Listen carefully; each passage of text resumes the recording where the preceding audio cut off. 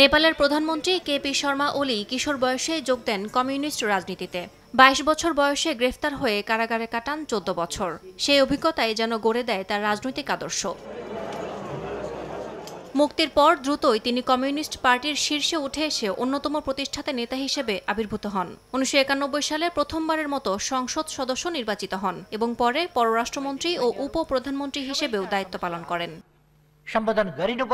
KP Sharma ওলি মোট 3 বার নেপালের প্রধানমন্ত্রীর দায়িত্ব পালন করেন। প্রথমবার 2015 সালে ভারত নেপাল সীমান্ত অবরোধের সময় তিনি কঠোর জাতীয়তাবাদী অবস্থান নিয়ে জনপ্রিয়তা পান। তার আমলেই চীনের সঙ্গে বাণিজ্য ও ট্রানজিট চুক্তি হয়, যা নেপালের পররাষ্ট্রনীতিতে বড় পরিবর্তন আনে।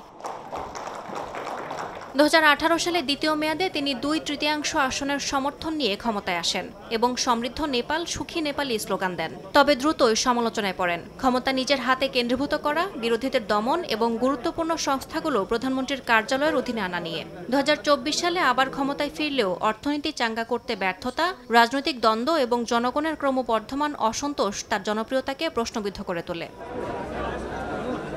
সাম্প্রতিক বিক্ষোভ ও রাজনৈতিক অস্থিরতায় টিকে থাকতে না পেরে পদত্যাগ করেছেন কেপি শর্মা ওলি। টানা অস্থির রাজনীতির মধ্যে এ পদক্ষেপ নেপালের ভবিষ্যৎ নেতৃত্বে নতুন অনিশ্চয়তা তৈরি করেছে।